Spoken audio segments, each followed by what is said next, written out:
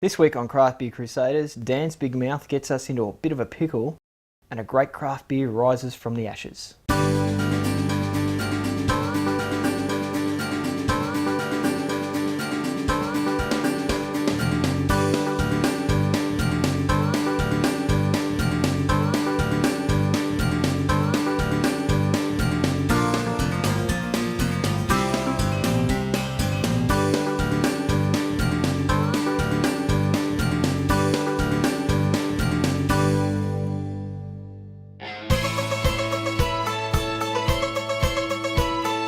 Our first stop today is the Coldstream Brewery, which is, funnily enough, located in the township of Coldstream.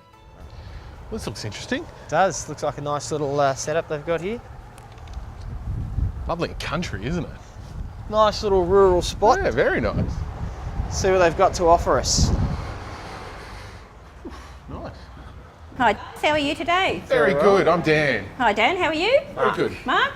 Nice to meet you. Okay, up in the Yarra Valley for the day? We are, yes. Absolutely. Fantastic. So This looks interesting. you're interested in the cider and Cider ale and ale trade? trail.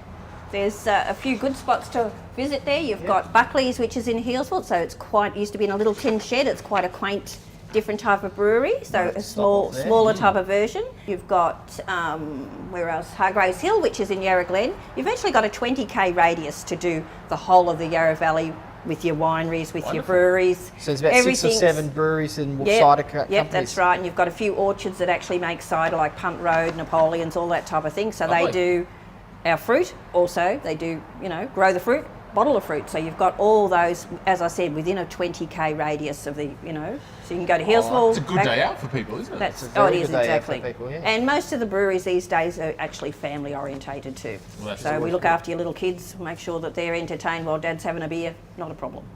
Yep. Well, do you reckon we could perhaps try some of your range Okay, of would you beer like you've to do a got? tasting? Yeah, we'd love to do a tasting. Okay, we do a Great. tasting of 4 beers and a cider. So I've got one over here that I've already started. Okay, gentlemen, grab that. Yeah. One of our local tradies made me up some new panels with little legs so I don't hit everybody on the head. They look like a cricket bat before. So what have we got here then? Okay, we've got a snazzy little panel there, which is easier for every guy to try the beers, obviously. Bit of You're fun going too. to Can start off. spank Dan's bum later on. Promises. We'll see. Okay, first one you're going to try is our Pilsner. Our Pilsner is a European style lager, and It's fighting. It's fighting. Got it. it's a new panel. It's actually got a little bit of a honey background to that one. They're only new panels, as you can see, so they haven't been worn in yet. So Oh wow, yeah. Oh, Getting the honey? that's actually the first Definitely one that we getting ever Getting the honey, made. darling? Yep. I'm getting honey on that. That's amazing. So that's a That's true really nice. workman's beer. That lager is a true workman's beer. Oh, yeah, you do get that. I'll go have a little bit more. Just Oh, it's nice and earthy too. Very country, like it very rural. oh, that's a very nice drink. Okay, the second one you're going to try is our new crisp pale ale for summer. It's really fruity. It's got a real fruity background to you that. can-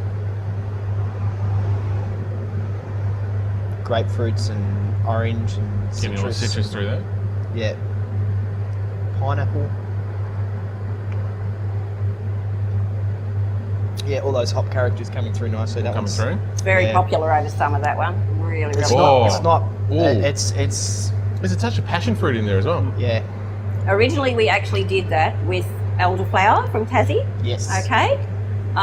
We're coming up to the 4th, or just gone past the 4th anniversary for Black Saturday. 4 years ago, after the fires here, everybody was devastated. We were actually in the thick of it all through this valley.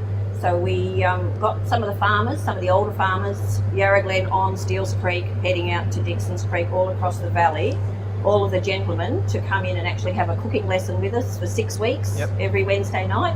Just the men, so that they can have like a men's shed, get used to each other and talk about what they lost, And because cook some food and cook some really and good talk food. about it, yeah. That's right. Know how to actually plug a jug in and actually cook an egg, not just watch your missus. Yeah. Okay. So we thought, let's go a little step further than that. Let's bring them in to do a brew. So our brewer set up outside to let them brew it. Okay. So they went through the whole process of brewing the beer. They actually bottled it, labelled it, and then we did a long neck with Phoenix rising from the ashes. This size bottle, and we actually sold for them, for the CFA of their choice or the surrounding districts, we actually sold $5,000 worth to go to the CFA, but it was all from the farmers' hard work. And it just got a real network of new friends. That is a wonderful story, that. So That's what craft beer is all about, people coming together, isn't it? That's right. It was just a lovely, just really good time. Okay, so your third one. Yep, this one here. Okay, the third one has had 3 names since I've been here nearly 6 years. We started off with Coldstream Bitter. Our local boys didn't buy it. I don't think they knew what bitter was except for probably VB, okay? So started off Coldstream Bitter. We put naked in front of it and walked out the door. A real male thing. You put what naked in front of it? Naked. Oh, the name. Naked ale. The name, Yes. right. I was Definitely wondering. not me, I'm too old for that. I wondered if you had to drink it. No. So You must drink this beer naked at the bar. Okay, so Naked Ale was our treasure for 5 years. We've had to change the name, so now we have gone to Original Ale. So we've got new different, isn't it? packaging. Yeah, that's very different. It is a traditional English bitter. It is a 4.9%. In England, a 49er is a traditional value in the very bitter soft. industry. Yeah. In winter, Session. we will actually add Kendi Wilson Dark Chocolate to that. So that's another local chocolate company in the Yarra Valley. They've been around for a long time. Supporting local producers.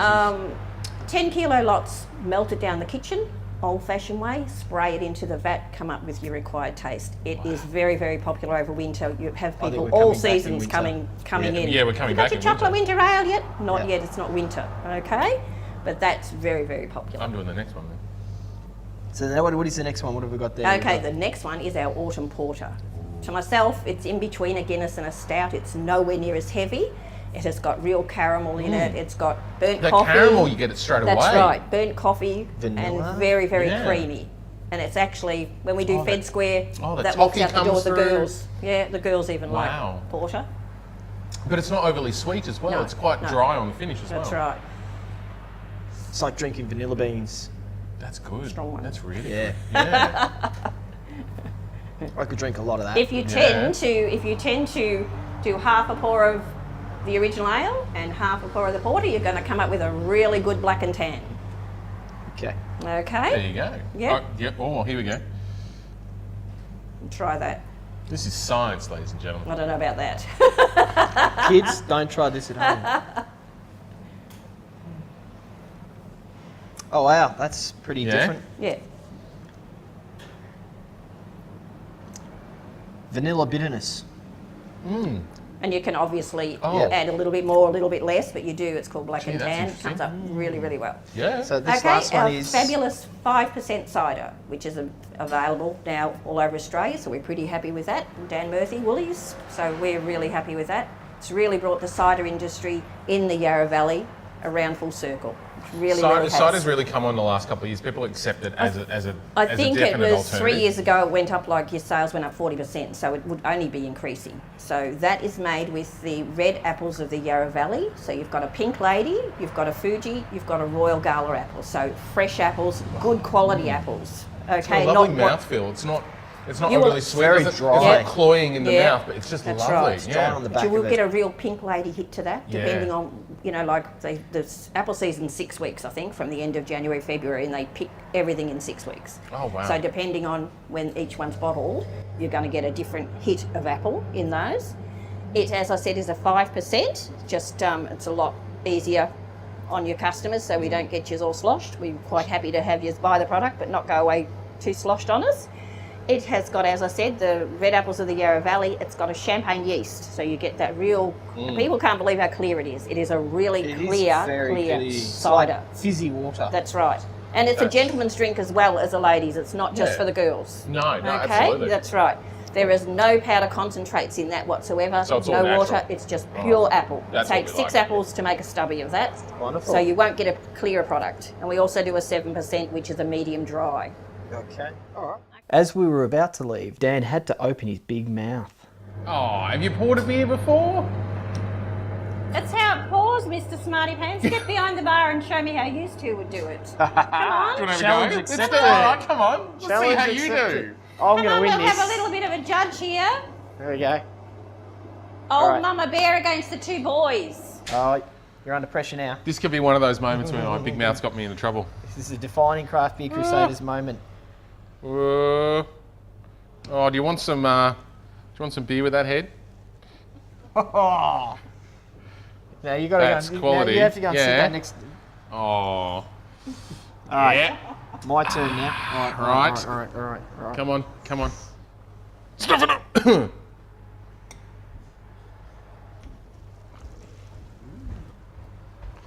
I think I did all right. Sorry, boys, but I like my beer without head. Oh, I think She's done us in. she's done its in. She's done us in. Congratulations. Beaten by the Well bartender. done. Well done. Even a badly poured beer tastes good. Cheers. Cheers. Should we head off now? All right. Finish this first, and we'll go to Hargreaves. All right, let's go. Done.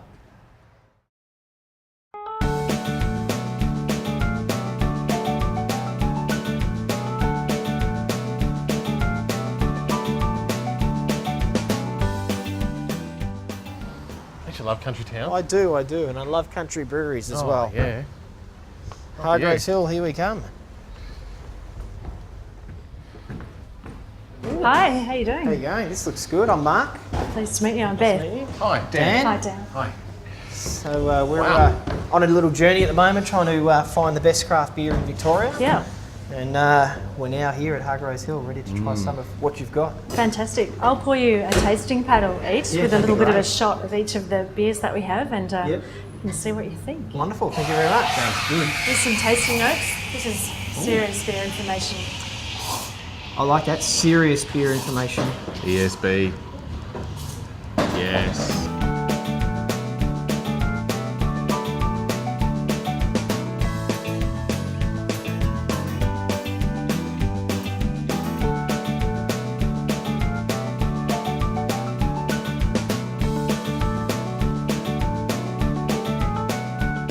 So what can you tell us about this paddle, or what should I say, steamboat of beers? So it's a really good range of different styles, and the styles are really quite different. So Yep. we have everything from a really delicate Hefeweizen, in which the yeast esters are just really right at the front of the palate. People who don't know Hefeweizen as a style call it our banana beer, which is Yeah. really quite crazy, but Yeah. it's just lovely and fresh. You can, This beer, we do bottle this beer, but it's just so nice straight from the tap. It's Yeah. awesome. The next, definitely get those bananas in there, that's Yeah, for sure. yeah, you do. And the nutmeg as well. Yeah. So this one is the... So the next one we have is the Pilsner. It's got a light pill then. It is quite light. It's very yeah. light, yeah. So it's 5.2%. And we do a little bit of dry hopping on the Pilsner just to really bring up the finish and crispness, and also bring up the aroma. Ooh, yeah. What am I getting in there? It's kind of like herby. A little bit of dry hopped Saaz. Okay, that'll be it. Well, it comes in that sort of second wave Yeah, of it's flavour, nice. doesn't That's very nice. Very it? And refreshing. then quite dry on the finish. Very sessionable. Oh, that's good. Yeah. Very nice. Okay. So the next Next. beer there is the Pale Ale. Yep. It's looking nice and clear because it's had some time in a cool room. It's looking quite pale too. Yeah, sort of colour spectrum is quite sort of interesting there. Get that Very sort of floral. Floral. Yep. It's like pine note to it as well. I like that. Touch more American. Yeah, I like yeah, that. That was that's nice. good. Yeah, that's really good. And the fourth one, Fourth one. I believe this is... So this is the Habitable. This is the big one, isn't it? Yeah. This is my favourite. So it's from you gorgeous guys. Belgian style double. Oh, there it is. Oh, Big Whoa. raisin notes. We use Oh. 5 different grains to create this beer, and it's Yeah. really Yeah. quite special. The funk of the yeast. gotta love a yeast funk, don't you? Oh, yeah. Oh, there's that sweetness that comes through as well, doesn't it? Still my favourite so far. That's yours? I think it's going to take a bit to beat that one. I don't know. This next one, This one here, this is it for Needs me. no explanation. This to was you my guys, I'm introduction sure. to Hargreaves Hill, this one. ESB. It's a very good beer. That's got to be the best ESB in Australia. I'm going to say it. I know I'm going to agree purely and simply because a lot of the other ESBs don't, I don't know, they're just not as traditional, I'd say, as this one is. Yeah, that's really amazing. That's phenomenal. Mark, don't look now, but I think that guy's following us. And let's go dark now. Let's go dark. So this last one is a stout. Now, I'm not a stout fan, I'll be honest. I'm not a huge No, dark you're not, are beer you? fan, unless it's packed full of hops. Then I'm a massive dark beer fan. But So this is brewed in a foreign export style. ooh, roasted cocoa coffee. Oh. Oh, and like each, it just, the flavour just changes, doesn't it? It's like stage, it just keeps changing. Dan, there's that guy again. Oh, Okay, yeah, beautiful. oh yeah. 9.8%. So we brewed this to celebrate the opening of the new brewery, Yep, this is post Black Saturday. post Black Saturday. So as soon as we got the new brewery up and running, 6 months after the brewery was destroyed in Steels Creek, we celebrated by making this Rising from the ashes. Phoenix rising from the Phoenix. ashes. Yeah, It's there. Now it's an Imperial Red Ale, so indeed. It's not a common style, is it? You don't see it all the time. it's very malty on the nose. She's big and she's malty and hoppy, and, Wow. and she ages well. Oh, Oh wow. Oh, that's nice. that's, I mean, wow. There's so much in that. There's just so much in that. That is one very complicated beer. And that would only get better with a bit of cellaring, wouldn't it? Yeah, definitely. Yeah. Well, if you can get your hands on that, I'd grab All some. those malts. Yeah, those malts come through, but they're not overpowering the hops either. No. They just work in conjunction with each other. That's perfect. Oh. Beautiful. Oh, Very yeah. nice indeed. Thank you very much for taking us through all your range of Fantastic. beers. Really Beautiful good. beers. You're welcome. The Phoenix, I think, is on par with the Abbey DeBelle for me. And the story behind it is a wonderful story, and I'm glad you guys are back up and running after the fires. So thank you very much. Very good. Awesome. And Thank we you. look forward to seeing you again in the future. Good. Enjoy your travels. Thanks. So there's another brewery out here, Buckley's, isn't There is, yes. That's Buckley's. over Hillsville way? Towards Hillsville area, so let's head down there and see what they're about. All right. I thought we had Buckley's chance of finding this place, mate. See what I did there? Yes, I did. You mean Buckley's and None? Yes. Let's head on in and see what one of the more obscure breweries going around has to offer us. Yeah, let's.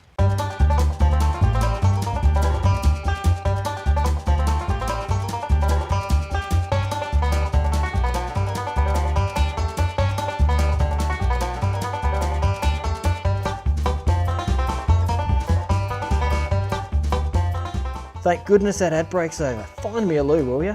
We'll just go behind the tree. What tree? That one. That's better. Now on to the brewery tour. Boys, welcome to Buckley's Brewery. This is where everything happens. Pretty much every brewery you walk into in the world will be probably about 90% of the same as far as equipment and things like that. There's only one or two real differences that go on. So down at White Rabbit, they had different fermenters with their open fermenters. They have a hop back, which is where they put all their hops and things like that and their botanicals. And other breweries might either use that kind of equipment or they use something else a little bit along the way. But the basic brewing process is the same. It's just different ingredients, different temperatures, different lengths of time and stuff like that, and slight variations. Down here, they use a 2-tank system. You either use a 2-tank, 3-tank, or 4-tank system for the most part. The reason you would use a 4-tank or a 3-tank over a 2-tank is because it's more efficient. So in a 2-tank system, each tank does 2 jobs. In a 3-tank, you split those up. 4-tank, you split them up again, and that allows you to brew back to back to back to back really quick. You can imagine you can then move everything from one to the other, and you can keep the whole process going. Essentially, what they do, it starts in 2 places. Your your brew. Hot and cold water tanks, which they have outside here. The hot liquor tank, they call it, or the hot water tank is heated by solar energy here, so it's solar powered.